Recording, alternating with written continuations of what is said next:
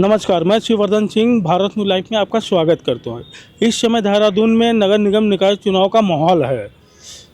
सभी पार्टियों ने अपने सभी प्रत्याशियों को मैदान में उतार दिया। सभी वार्डों में भी प्रत्याशी उतार दिए। कहीं कांग्रेस, कहीं भाजपा, सभी ने अपना जोरदार प्रदर्शन भी दिखाया, सारी चीज़ें करी। लेकिन एक हकीकत हम आपको आज भी दिखाएंगे। ये बात है वार्ड नंबर 43। वार्ड नंबर 43 यानी दौड़ापुरी। दौड़ापुरी एक ऐसा वार्ड है जहाँ पर जनता की समस्याओं को, वहाँ की जनता की चीज़ों को मैंने जब भापा, समझा कि यहाँ पर आखिर समस्या है क्या। अब मैं अपने कैमरा पर्सन सहयोगी से कहूँगा कि थोड़ा सा आगे आइए। ये वार्ड नंबर 43 है दौड़ापुरी। ये दौड़ापुरी का नदी है। यहाँ के हालातों का ये आप जायजा ले सकते हो। देखिए क्या है यहाँ की स्थिति, यहाँ की तस्वीर देखिए आप। मैं अपने कैमरा पर्सन सहयोगी से कहूँगा थोड़ा सा दूर से भी दिखाइए, थोड़ा और आगे करीब आके दिखाइए।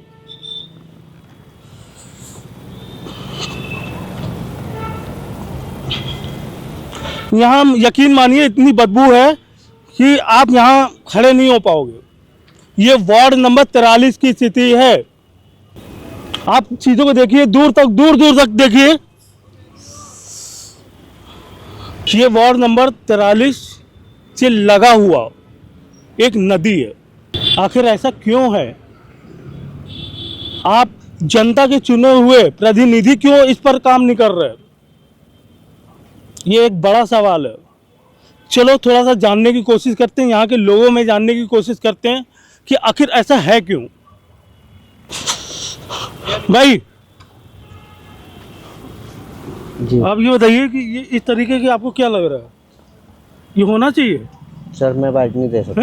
मैं सरकारी नौकर हूँ, मैं सरकारी कर्मचारी हूँ, मैं बाइट तो आप बताइए इस तरीके की स्थिति होनी चाहिए? बिल्कुल नहीं होनी चाहिए सर, लेकिन पब्लिक जिम्मेवार है सर इसकी पूरी तरीके से। गलत है? पब्लिक जिम्मेवार है सर इसकी पूरी पब्लिक, जबकि 10 मीटर पे यहाँ पर डस्टबिन। लेकिन पब्लिक का कहना है कि कूड़ा उठाने वाले आते नहीं है और तमाम चीजें कर्मचारी आते नहीं है। इस तरीके को हम लोग तकलीफ में आते हैं। वालों को, डोर टू डोर वालों को जब कूड़ा ही नहीं देंगे ये लोग, गाड़ी आती है, गाड़ी रोज आती है, बैल बजा के चली जाती है, कोई कूड़ा ही नहीं देता। कूड़ा दे देता है तो पैसे नहीं देता। सर कैसे चलेगा ऐसे काम? कूड़ा फ्री में थोड़ी उठाएगी कोई भी कंपनी होगी, वो फ्री में कूड़ा नहीं उठाएगी। यहाँ पर सर सुबह देखना, मैं सुपरवाइजर हूँ नगर निगम से, सर मैं इतना बुरा हाल है ये, मैं बस क्या बताऊँ, पूरे वार्ड का सत्यानाश इसी की वजह से हो रखा है सर। ये वार्ड 43 में क्यों है ऐसा? जी वार्ड 43 में ऐसा क्यों है? सर ये पूरी लाइन में ही मिलेगा आपको, ऊपर तक सारे में ऐसे ही मिलेगा। नदी में, पूरा नदी में आपको ऐसे ही मिलेगा, यहाँ से लेके ऊपर तक। आपको देख के तकलीफ नहीं होती है? सर तकलीफ होती है, मैं डेली कराता हूँ इसको, डेली। मेरे 4-4, 5-5 कर्मचारी डेली इसको करते हैं। आप कै साल से लगे उसके? सर हो गए 3-4 साल, 4-5 साल हो गए। और 3-4 साल 5 साल पहले से आप यहाँ पर एक चीज बताइए, अब हमें एक चीज बताइए।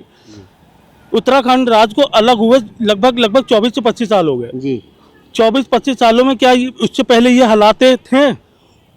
ये अब ज्यादा बिगड़े हैं सर, कुछ 4-5 सालों से ज्यादा, जब से डस्टबिन सारे हट चुके हैं। 4-5 साल से ज्यादा बिगड़े हुए हैं। तो ये बताइए 4-5 साल पहले यहाँ पर जो पार्षद रहे हैं या मेयर रहे हैं, क्या उन्होंने इस पर काम नहीं किया? नहीं सर, काम तो होता रहता है इसमें। यहाँ से डस्टबिन गाड़ी भर भर के जाती है, नगर निगम भेजता है, ट्रॉली भर के जाती है यहाँ नीचे से। लेकिन फिर भी मैं अपने कैमरा पर्सन सहयोगी से कहूँगा एक बार फिर से दिखा दीजिए ये।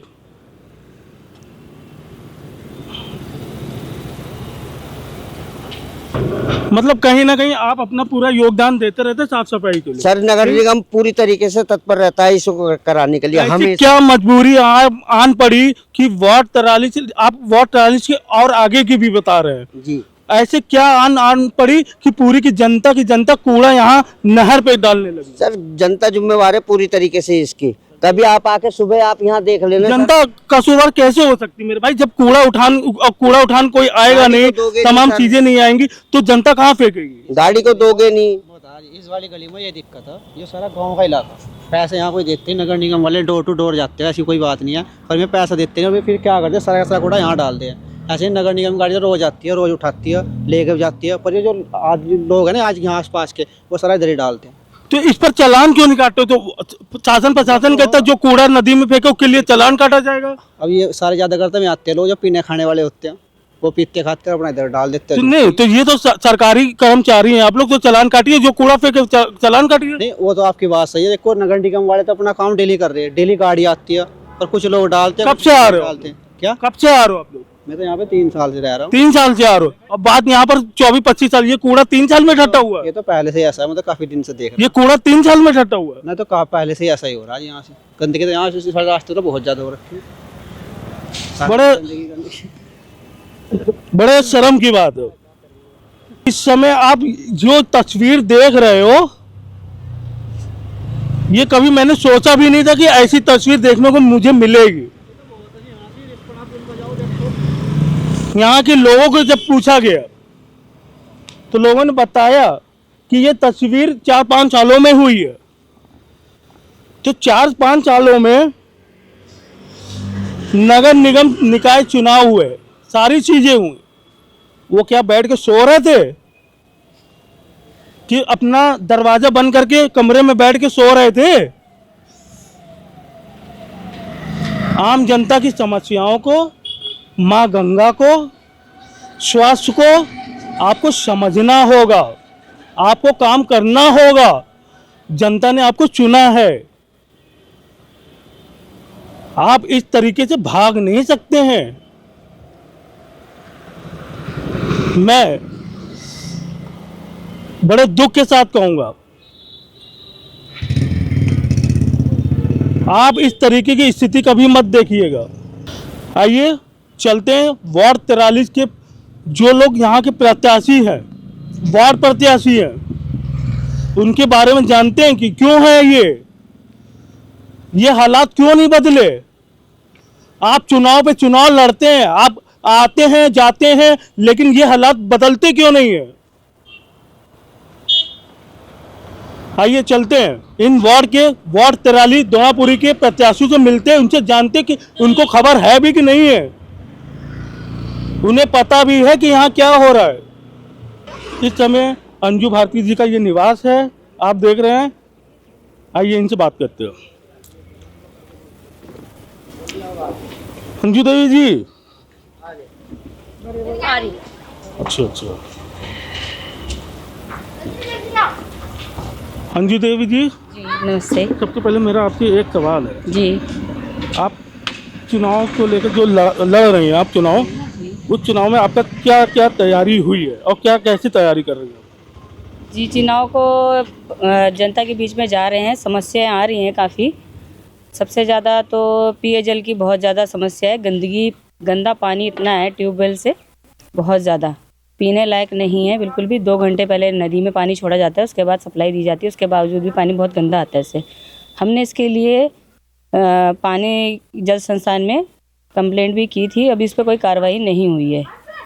और यहाँ पर रोड नाली गंदगी बहुत ज़्यादा है जी। बहुत ज़्यादा समस्या है। जी बहुत। तो ये पानी के बहुत ज़्यादा कैसा पानी आया यहाँ पे? पानी बहुत सुनने में आया, मैं तो यहाँ पर अभी यहाँ पे खड़ा था, पानी का मैंने देखा काफ़ी गंदा पानी था, वो पीने लायक नहीं है। तो ये पानी क्या सप्लाई वाला पानी है कि बाहर का पानी की टैंक का पानी क्या है? ये ट्यूबवेल का पानी है सर, और ट्यूबवेल नदी के किनारे है। ट्यूबवेल का पानी है, उसमें नदी के किनारे, उसके वजह से उसकी गंदगी उसमें आती है काफ़ी ज़्यादा। तो ऐसे पानी तो लोग बीमार हो जाएंगे जी। अब वो ये काफ़ी समय से हमारा यही प्रयास हो रहा है, और बीजेपी के पार्षद है तो हमने उन्हें भी कहा था, तो यहीं कहीं जगह नहीं दी जा रही ट्यूबवेल के लिए, तो इसे शिफ्ट नहीं करा जा रहा है बिल्कुल भी। और हम इस समस्या के लिए हमने सारी कोशिशें हम कर रहे हैं, इसका कोई परिणाम नहीं आया अभी हमारे सामने। अच्छा, इस पानी के अलावा और क्या क्या जनता ने आपको अपनी समस्या बताई है? पानी के अलावा यहाँ कूड़े की बहुत ज़्यादा समस्या है। हमारे वार्ड में कोई कूड़ेदान नहीं है कहीं पर भी। नदियों में कूड़ा फेंका जाता है, जिससे गर्मियों में बीमारी फैलती है, डेंगू बहुत ज़्यादा फैलता है। गरीब आदमी कमाता है, अपना खाने कमाने में ही रहता है, उससे ज़्यादा उन्हें बीमारी में पैसा उनका लग जाता है। बच्चे बीमार होते हैं, डेंगू बहुत ज़्यादा फैलता है गर्मियों में। अच्छा, इसके अलावा और क्या समस्याएं बताइए जनता ने? उसके अलावा रोडों की हैं, रोड गड्ढे हैं, जगह जगह सीवर पानी की लाइनों की बहुत ज़्यादा समस्या है। हम VIP कॉलोनीज़ में भी गए, वहाँ पे भी हमें कंप्लेंट आई है कि हमारे यहाँ जल भराव बहुत ज़्यादा होता है और हमारे यहाँ अभी तक पानी की क्या नाम लाइनें ही नहीं है ऐसी जिसमें हमें ताज़ा पानी मिल सके। बिना मोटर के हमारे यहाँ पानी ही नहीं आता है। ये ज़्यादा समस्याएं हैं। और यहाँ लाइटों की क्या व्यवस्था है? आपकी कोई परेशानी आई यहाँ पर लाइटों को लेकर? लाइटों का ये है, लाइटें देखिए अभी भी जली हुई हैं। ये लाइटें अपने आप जलती हैं और अपने आप ही बंद हो जाती हैं कभी भी। इसका कोई समय ही नहीं निर्धारित है कि हाँ इस पर कोई लगाया जाए, टाइमर लगाया जाए, कुछ लगाया जाए।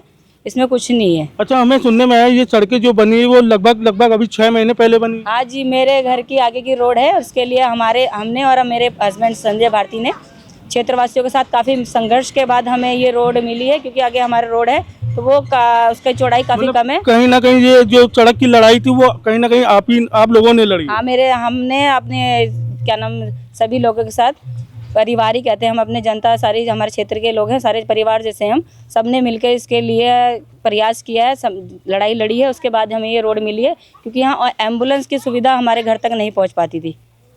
और एम्बुलेंस की सुविधा यहाँ ही मतलब आ ही नहीं पाती है। इसी वजह से रोड मांगी, क्योंकि आगे रास्ता ही नहीं है बिल्कुल भी। अगर कोई बीमार हो जाए तो यहाँ से एम्बुलेंस आने का रास्ता ही नहीं है अंदर रोड पे। अच्छा, ये बताइए, आपने ये सारी समस्याएं बता दी, सारी चीजें बता दी, जी। और क्या क्या समस्याएं आई जनता के बीच में? जी, मेरे पास कल कुछ बच्चे आए थे, वो पेपर दे दीजिएगा। मेरे पास कल कुछ बच्चे आए थे, ये अपने क्या नाम, ये हैं बसंत लाल संगठन जी, इनसे जुड़े हुए 40 बच्चे हैं। कल अपनी समस्याएं लेके आए हैं और अपनी शुभकामनाओं के साथ उन्होंने अपनी समस्याएं रखी हैं कि पूरी गंदगी, बस्ती में गंदा पानी आता है। मैं अपनी कैमरा के सामने इसको पढ़ता हूँ। बस्ती में पीने का पानी गंदा आता है, जिससे हम बीमार पड़ते हैं। आपसे अनुरोध है कि बस्ती में पीने का पानी, साफ पानी की व्यवस्था की जाए। ये पहला है जनता की समस्या। बच्चों ने दिया है कल ये एक बच्चों ने दिया है। दूसरी समस्या आप सुन लेंगे तो आपको शायद और भी खराब लगेगा। हमारी गली में कूड़े की गाड़ी नहीं आती है। लोग अपने घर का कूड़ा नदी में डालते हैं, जिससे हमारे आसपास की गंदगी फैलती है। आप गली में कूड़े की गाड़ी के आने की व्यवस्था कराइए। तीसरी, बस्ती में बालिकाओं के खेलने के लिए कोई जगह नहीं, कोई पार्क नहीं, कोई व्यवस्था नहीं। आप क्या इस पे खड़ी उतरेंगी? जी, मैं समस्याओं को लेकर, आप ये सारी समस्याओं को लेकर क्या आप इस पे खड़ी उतरेंगी? जी, मैं खड़ी उतरूंगी। मैं सभी डिमांड का निवारण करने की पूरी कोशिश मेरी रहेगी। मैं जनता के बीच में यही लेके जा रही हूँ और लोग चाह भी रहे हैं हमें कि आपको एक मौका दिया जाए, क्योंकि काफ़ी लंबे समय से कार्यकाल से बीजेपी के ही पार्षद हैं और उनकी पहले स्वर्गीय श्री बाबूराम जी थे, उनसे 20 साल से करीबन वो रहे। उनके गुजरने के बाद उनकी लेडीज सीट हुई है तो उनकी बहू को टिकट दे दिया गया। उन्होंने केवल टिकट लेकर जीत हासिल करके केवल घर में बैठी हैं, वो कहीं जनसंपर्क कुछ नहीं करती हैं। सिर्फ उनके हस्बैंड ही जाते हैं और लोग कहते हैं कि हम बताते हैं और हाँ करते हैं और कोई कार्रवाई नहीं करते। बिल्कुल। इन 5 सालों में क्या क्या कार्य हुआ उनके रहते हुए? बस ये रोडें आपको दिख ही रही हैं। 6 महीने हुए हैं, रोड आगे कैसे क्या व्यवस्था है। नाली अभी बनी है, इसके नीचे फर्श भी नहीं है और देखिए आप पानी यहीं रुका हुआ है। अगर नाली के अंदर पानी रुका रहेगा तो उसमें क्या पैदा होंगे? मच्छर ही पैदा होंगे, कीड़े पैदा होंगे, गंदगी होगी, बीमारी फैलेगी। ये चीज़ें अभी तो ऐसा कुछ नहीं है। 5 सालों में कोई ऐसा कार्य नहीं किया उन्होंने। तो अब आप जब जनता के बीच में जा रही हैं, क्या आपको क्या लग रहा है जनता इस बार क्या चाह रही है? जनता परिवर्तन चाह रही है, कह रही बहुत समय हो गया, कुछ भी नहीं करते, योजनाओं का लाभ भी नहीं दिलाते बिल्कुल भी। जो मध्यम गरीब वर्ग होते हैं जो चाहते हैं कि हमें योजनाओं का लाभ मिले, योजना से आर्थिक सहायता मिले, बालिकाओं की शादी जो होती है जैसे शादियों में भी थोड़ी मदद हमें मिले, वो कुछ नहीं होता है। आप हमको खाली सिर्फ 5 पॉइंट ऐसे बता दीजिए जो इस क्षेत्र की जनता के लिए आप करोगे, सबसे पहले करोगे। सबसे पहला हमारा मालिकाना हक है, क्योंकि अध्यादेश लाती है बीजेपी सरकार, हर 3 साल में अध्यादेश कर देती है। और हम चाहते हैं पहले आप जो गरीब इंसान का जो एक घर होता है, उसका आशियाना होता है, वो तिल तिल करके उसे जोड़ता है, और जो मजदूरी करता है उसे ही पता है वो कैसे घर अपना मकान जोड़ता है। और यहाँ लोगों को 50-50, 40-40 वर्ष हो चुके हैं बसे हुए, और वो कहते हैं आप यहाँ रह रहे हो, अपनी सुविधा पहुँचाइए तभी वो रह रहे हैं। आप टैक्स ले रहे हो उनसे, यहाँ पे क्या नाम खसरा नंबर वगैरह भी हैं, पट्टे भी हैं, कुछ लोगों के किसान भाई भी हैं। तो मैं ये चाहती हूँ कि मैं उनके लिए मालिकाना हक लड़ाई लड़ूंगी सबसे पहली। दूसरा यहाँ साफ़ पानी की व्यवस्था की जाएगी और महिलाओं के लिए स्वरोजगार की व्यवस्था की जाएगी कि कुछ महिलाएं घर पे ही रहती हैं, जैसे तो वो काम करना चाहती है तो उनके लिए घर पे स्वरोजगार की व्यवस्था है। और जो बच्चे शिक्षित अच्छे पढ़ाई में अच्छे हैं तो उनको स्कॉलरशिप वगैरह मिले, सरकारी सहायता मिले, जाकि वो अच्छे से पढ़ाई अपनी कर सकें।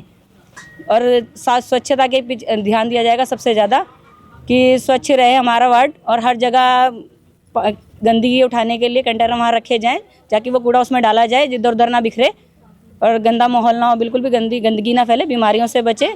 और तीसरा ये है कि क्या नाम, रोडे वगैरह स्वच्छ हों, साफ़ हों बिल्कुल, और जो पानी की लाइनें वगैरह भी हर जगह पहुँचे, जाकि जहाँ मुझे लगता था कि यहाँ सब कुछ सब सही होता है, VIP कॉलोनी, वहाँ जल भराव की और पानी की समस्या मैं गई हूँ उनके बीच बातचीत करने के लिए। उन्होंने खुद बताया है हमें कि भाई हम तो नहीं जानते रजनी देवी कौन है पार्षद। उन्होंने मेरे से पूछा कि पार्षद कौन है इस टाइम, मैंने BJP के पार्षद कौन है कि वो रजनी देवी। मैंने रजनी देवी को हम नहीं जानते, मैंने कहा उनके हस्बैंड का नाम सोनू है, तो कह रहे हम सोनू को जानते, हम रजनी देवी को नहीं जानते। तो मैं घर में भी नहीं बैठूंगी इस तरह की, जीत के आए और अपने घर में बैठ गए, अपना घर ही देख रहे हैं। जब मैं क्षेत्र के लिए निकली हूँ और उनकी समस्या सुन रही हूँ, तो मैं आगे भी इस तरह ही जन समस्याएं सुनूंगी और उनके निवारण की पूरी कोशिश मेरी रहेगी। ये था वार्ड 43 का हाल। वार्ड 43 जो आज हमें अंजू भारती जी ने बताया, और उन्होंने ये भी कहा है कि वो इन सभी मुद्दों पे खड़ी उतरेंगे अगर वो जीतती हैं। मैं जनता से एक बात कहना चाहूँगा, सबसे पहले मतदान फिर जलपान, ये आपके क्षेत्र के विकास की बात है। आप उन प्रत्याशियों को चुनें जो आपके क्षेत्र को साफ रखें, पानी पीने को साफ को रखें, सड़कों को साफ रखें। ये आपको सोचना होगा कि आपका प्रत्याशी कैसा हो। वो प्रत्याशी नहीं चाहिए जो 5 साल में घर में बैठ जाए और क्षेत्रों में जनता हाहाकार में समस्याओं से जूझती रहे। भारत न्यूज़ लाइव से जुड़ने के लिए इसे लाइक, सब्सक्राइब और बेल आइकन दबाएं।